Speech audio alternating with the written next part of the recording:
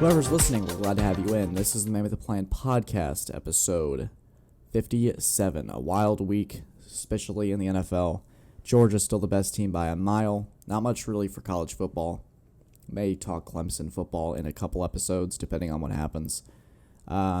Mostly a relatively calm Saturday with the couple of questionable decisions made by the committee. I cover that in my college football show, Cover 2, with my guy Patrick. If he's listening, shout out to him. But in regards to the Man with the Plan podcast, thank you guys so much for subscribing. Thank you guys so much for listening. We reached over 3,500 listeners last week. Really appreciate that. And thank you guys for the support on the Henry Ruggs little episode. It really meant a lot to make that, and your response was indicative of how great you guys are as a community and how much this show means to me. So I really appreciate that. Regardless, wild weekend in the NFL. I want to start off with Sunday Night Football, and if you told me that the Tennessee Titans would not only beat the LA Rams in their own stadium, that the Titans would travel cross-country without the best running back in football, potentially the MVP candidate with everybody slipping up this weekend, they not only go in there, and after Tannehill throws a pick early, they would not only dominate the Rams, but do it and make it look so easy, especially after the Rams acquired Von Miller. He was inactive the night that they played, but it felt like the season's, the tilt, if you had an axis for the Titans season, it felt like it was trending upwards. The stock was trending upwards. Everybody was on cloud nine in Tennessee. And then Derrick Henry breaks his leg. And everyone starts to go, crap. Because without Derrick Henry, we lost to the Jets. And that was not something that inspired much confidence for the Titans. So, not only did they go into LA, they destroyed him. Made Matthew Stafford very, very uncomfortable. I think what Tennessee did so well is that they signed Adrian Peterson, which was actually something I didn't see coming. He usually appears on some random team every now and then. Scored his 125th career touchdown with the Titans last night. It was weird. I was like, wait, this is like Randy Moss on the Titans thing, where the old legend makes their way to Tennessee. Ryan Tannehill looked good. The defense for Tennessee was the true hero and was able to make Matthew Stafford very uncomfortable. A lot of great stuff. I didn't get to really watch the game in whole because I was on the road for half of it, but I was able to listen to it, and the key common trope was that Tennessee was making Matthew Stafford's life a living hell. And you were like, wow, this team not only is willing to fight, is there a team that is more than just their star player in Derrick Henry. And if you were a betting man, and I was certainly very confident, I think I told my brother, I said, this is going to be a blowout. Why are we listening to this? But he was like, I want something to listen to. I have a good feeling about this. So, McGregor, if you're listening, good job on you right there. Really great stuff. This is where it was a weird day for a lot of teams. You had Tennessee winning in a game we didn't expect. We had Denver winning in a game we didn't expect. We had the Falcons almost choke, but then the Falcons overcame what the Falcons are, and like Falcons, they're Falcons, they're Falcons. It was so weird. You thought Trevor Siemian was going to have a good day. The Giants beat the Raiders, and I kind of called that. We do picks for my brother, dad, and I do picks, and I was like, I think this is going to be a Giants win. I think it's going to be a little too emotional for Las Vegas to handle, and I ended up being proven correct. A lot of weird stuff. It made that day a lot of fun to watch. There were a couple clear-cut games, like the Patriots beat up on the Panthers. We'll talk about Sam Darnold after the break, but a lot of great stuff, a lot of really, really nice stuff to watch. So something that I had to think about this before I started talking about it again, because we've brought it up a couple times, is the fascinating concept of Urban Meyer. So last spring, Urban Meyer is a very interesting guy. He is the former coach. If you don't pay attention to much football or you haven't heard of Urban Meyer in a while, he's the former coach of Ohio State, left for a year or two, something like that, and came to the Jacksonville Jaguars and immediately brought controversy. He brought negative press, negative headlines for a team that was going to have Trevor Lawrence, and it was looking very, very bright. So the Jaguars start 0-5. and they get their breaks kicked off every single time. It looked like it was a bad football team, not very well coached, but getting better, showing signs of momentum.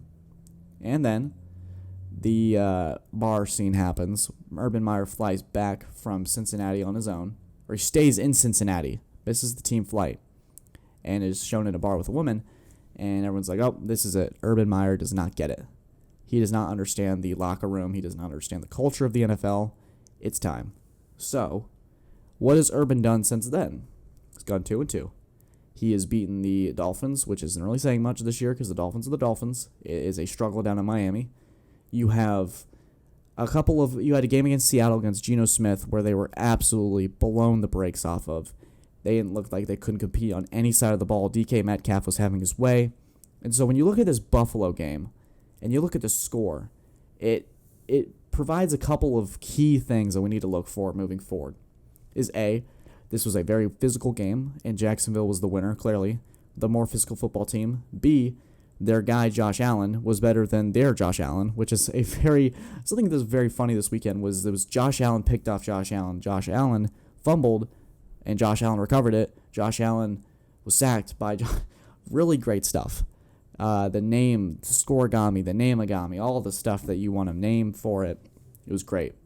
So I was like, man, this is a really good win for Jacksonville. Why aren't we talking about this more? So what I came to decide is I was gonna put something out about it. And I don't think Urban Meyer's lost his locker room. I think Urban Meyer has either gained the trust back of his team. Because when you have a 1-6 team, and it's not looking like the season you were hoping for. A lot of people were hoping Jacksonville could compete with the number 1 pick in Trevor Lawrence, and they had a roster that could potentially make some noise. I thought they were a 6-win team. They were going to be competitive in like every single game, and they were going to be a team to watch for. I was wrong. But this game against Buffalo, a lot of people had Buffalo as the AFC favorite. They went to Kansas City, beat the snot out of them. A lot of great stuff from the Bills. Josh Allen was looking really good, and they walked down that field in that first drive, kick a field goal. And I'm thinking, this game's going to be over, or when is Buffalo going to show up? When are they going to eventually take over? And I saw a Jacksonville team, and Trevor Lawrence went out for 2 quarters. He went out for a sizable time. I thought his season was over based on what I saw with the injury. This team fought for Urban Meyer. On every phase of the game, they were able to win off a punt, which is something really fascinating.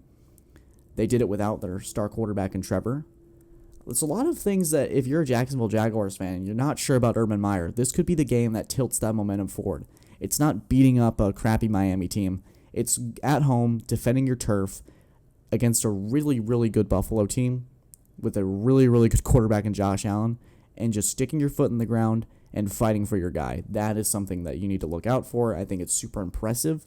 I think that he's gained the locker room back. That's the kind of win that can galvanize a team, that can rally a team around a guy who you necessarily didn't believe in the first place. And you had Trevor Lawrence, who didn't lose the game for you, who you didn't have to ask him to be fantastic. We're like, hey, we don't need you to be the number 1 pick. We just need you to be a game manager. We need you to just make the throws, keep the clock moving. We don't need you to lose it for us in one play or win it for us in one play. And I think for Trevor Lawrence's development, that's really crucial moving forward, because he didn't lose the game for you. He didn't make any mistakes. He had an actually relatively clean game. And while you could say, hey, he was out for less time, so we don't know, but in the end, Trevor Lawrence was on the field. Jacksonville was able to get a significant victory. I think that despite the fact that they're 2-6, it shows that they've not given up on this team. Urban Meyer hasn't given up on this team, and this team hasn't given up on Urban. So we need to watch Jacksonville again. We need to see how this team develops moving forward. How does this team handle a very emotional win? How does this team handle a significant victory like this? It'll be very, very interesting to see how this plays out. Not saying Jacksonville's going to go on some playoff run and defy all odds and win the AFC South, but it is something to watch for. It is something to certainly watch for. Another thing that I understood from today, and we're going to we're going to talk about this and then cut to break, is how clear-cut the NFC is, and the AFC is a mess. Not in the terms of mess because there's so many bad teams. There are 4 or 5 teams in the hunt that are 5-4, 4-4. You have New England that starts at 5-4, and then you have Kansas City at 5-4, then Denver at 4. I think 4-4 or either 5-4. It is a weird bunch of teams that are just scrambled up together. And I have no idea who's going to be number 1, and I have no idea who's going to be number 7. You have teams like Baltimore, who just continue to have these unbelievable comebacks. You have teams like Buffalo, who can't stay consistent. Teams like Tennessee, who we thought were going to collapse against LA. It is a weird year for the AFC. And I think anybody could win it, to be honest with you. Anyone from 7-1, if you have a team that just plays the right matchup. I think if you had a team like maybe Cleveland or the New England Patriots, you put them against a team like Tennessee, who maybe somehow needs Derrick Henry, in that against a well-coached team like Stefanski or Belichick, who's able to utilize those weaknesses of a team that might not be able to get the run game going late and exploit that. That could be something that we have to watch for. You have in the NFC, very clear cut, you got your division winners. I think Arizona, especially after LA losing, and we're going to talk about Arizona later and how impressive that win was without DeAndre Hopkins or Kyler Murray, is that I think Arizona is the clear-cut favorite in the NFC West right now. In the NFC South, you've got the Buccaneers, obviously. The Packers, despite losing Aaron Rodgers, with the whole vaccine thing, which is a big mess, and we won't talk about it, but the Packers still have a sizable lead in the NFC North. And the Cowboys, despite having a stinker against the Broncos, have a sizable lead in the NFC East. Everything's clear-cut. In the AFC, it's not. And it's that chaos and that unpredictability that's going to really pave the way for a really exciting finish. And we still have a lot of football left. I didn't realize how much adding an extra week makes me so excited that we have all this time to kind of size out this chaos and make something of it. It's going to be really interesting. Okay, when we return, I want to talk about why finally I have gained confidence in the Cardinals and why it's time to close the curtain on Sam Darnold. This is the Man with the Plan podcast. We'll be right back.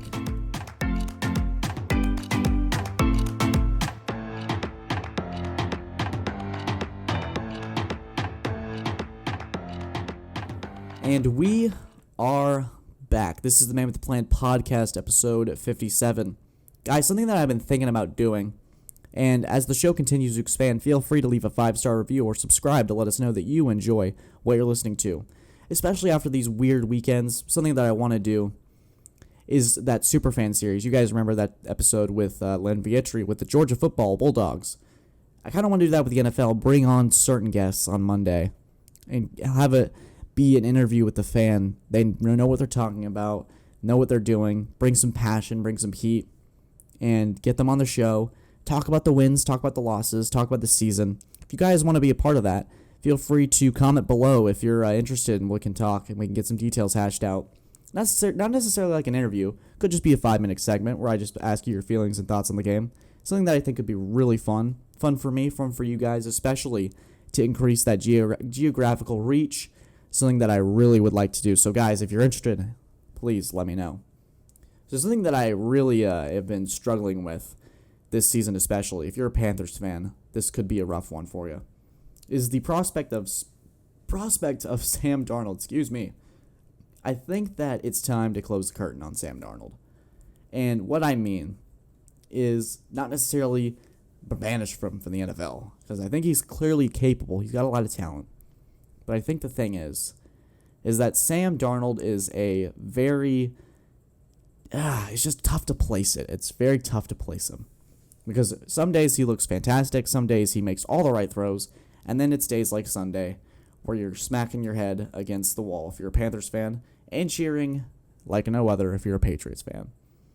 3 mind-boggling, and the second one with Jamie Collins, I don't think necessarily that's all on him. It's a low ball, so it's easy for the defensive lineman to be able to get that. A very athletic play from Jamie Collins, but there was the boneheaded pick against J.C. Jackson, another boneheaded pick against J.C. Jackson, where it kind of threw a 50-50 ball and made it kind of 30-70 in favor of the DB. But I think that in certain games, Matt Rule, especially in this one, you knew the Patriots were going to score like 40 points, so you were playing not to lose. And the Panthers' offense felt very conservative and very to the point, if they couldn't get 3 or 4 yards on first down, Sam Darnold was screwed. Because he's not a guy that can make those throws on 3rd and 12. The pressure's in his face. Can he find that read? Can he diagnose the defense? Dial up a play? It didn't feel like he could. And he was driving. He had a lot of momentum. It was 14-6. You were thinking, okay, the Panthers are going to make this a game. He scrambles outside the pocket, Matthew Judon gets in his face, and he lobs a ball for a pick six. It's classic Sam Darnold. Makes a couple great throws on the drive, converts it on third down. You're like, okay. And then it's a pick. If it's not this season, it's going to be next. I think Darnold's going to start to become your guy that comes in every now and then. He's going to be your backup. He's going to be someone that you'd love to have on the team. Good attitude, good kid. But I don't think he's starter material in the NFL. I think the Panthers are a much better team than 4-5. They have a championship defense. Hassan Reddick, Brian Burns, Stephon Gilmore, A.J. Boye. They've got a lot of pieces, a lot of things that they can put together. If they can get a quarterback, I think if Teddy Bridgewater was on this team, they would have won a lot of games this year. They would probably be 6-2 right now. I'm really being serious because they were able to take down a really good Saints team that's very well coached. They were able to compete with the Cowboys team. It's just not coming together, and I think part of it's Sam Darnold, and I think it's that it's time that we close the chapter on him. A lot of people wanted to say it was the Jets, and partially it could be as simple as confidence. It's just been eroded. The Jets, it's an unfortunate place to start. It is unfortunate that he had Adam Gase and he had so much coaching switches and so much turbulence in his career. It is something that you hate to see, but I think it's something that we have to address and point out about Sam Darnold in his career thus far. The Panthers were 3-0. They were rolling. They were doing well. They had the defense. They had the offense. Everything was coming together. So all the Sam Darnold enthusiasts were like, yes, this is the time. It was Adam Gase. And now everybody's silent because he played the Patriots once again. You saw ghosts. It was unfortunate. I think it's time to close the curtain on it. It is sad because I think I really like Sam Darnold as a player. I would really love for him to be on a team that has a good offensive line and can thrive, and I think they have all the pieces in Carolina to be a championship team. It's just they need that quarterback, and it's unfortunately not going to be Sam Darnold. If they can maybe draft a quarterback, maybe it's P.J. Walker for some reason that they want to use. I think Matt Rule's coaching longevity in the NFL, especially with Carolina, is going to very much depend on who he puts in at his quarterback because he's built the team. He's made really great draft choices in the last couple of years. Like they had the Derek Brown guy from Auburn, solid defensive tackle that can stop the run. They got edge rushers, Brian Burns, Hassan Reddick. They've got great Shaq Thompson. They've got great corners, Gilmore and Boye. It's all the pieces you want on a championship defense, on a championship team. It's just that Carolina defense is like, guys, we just need one or two drives where you can put two 6-point drives. We just need you to score 14 and maybe get a field goal here and there. Scores 24 a game. Scores 20 a game. Our defense can handle the rest. The Patriots were given short field. The Patriots were given opportunities to score points off turnovers. This is a Panthers team that is very, very good. It just is about putting together a quarterback. Okay, so Cliff Kingsbury. I was never a big Cliff Kingsbury guy. I really wasn't. I was always unsure of it. He got fired from Texas Tech. He had Patrick Mahomes and could not produce a 500 record or even above 500 record at his time there. And so when the Cardinals made that hire, I was the same guy every year. I said they're going to look great for 8 weeks, and then they're going to get figured out. The offense that Cliff Kingsbury runs, it's creative, it's ingenuity, it's all this great stuff. But then it comes crashing down. I don't think he's a really great game manager. I don't think he can do this. I don't think he can do that. And Sunday, he basically just said, well, no, Grayson, I'm going to prove you wrong. I'm going to make sure that you see that I'm going to prove wrong. So the 49ers, to me, are a very interesting team that they had to face. It's a very talented roster. George Kittle was coming back. Jimmy Garoppolo is a good quarterback. And the Cardinals, I come to learn, don't have Kyler Murray, DeAndre Hopkins. They don't have A.J. Green, who's been really good for them this year. If you don't include the miscommunication that led to Green Bay's victory on Thursday Night Football, the Cardinals are a really good football team, and so are the 49ers. So you go in there with Colt McCoy, a quarterback who's a journeyman backup. You have 2 of your top receivers out, and you're able to not only beat the 49ers, dominate. That was, to me, the game that I decided I'm a Cliff Kingsbury guy now. And I'm going to say this now. Watch the Cardinals drop like 3 straight because I just said that. It's going to be tough. I have never been a Cliff Kingsbury guy. I've never been confident in him. Even when the Cardinals were rolling, they were 5-0. I was like, I'm not sure yet. I don't know yet. And for this to happen, this was a game that the Cardinals had no business in the first place winning. They didn't have any business dominating it in the way they did. It was ridiculous. It was nuts. It was all the things that a good football team does, a great football team, a team that's trying to compete for a number 1 seed. I think they're in the lead right now for it because Green Bay lost and LA lost. Team LA, they actually beat LA in week 4. So even after they beat LA in week 4, a team that I thought was a Super Bowl favorite, I wasn't confident. I wasn't sure. They were able to turn my opinion around at like a 180. I didn't think that Cliff Kingsbury was capable of being I thought this was a team that also would shut down under all this adversity.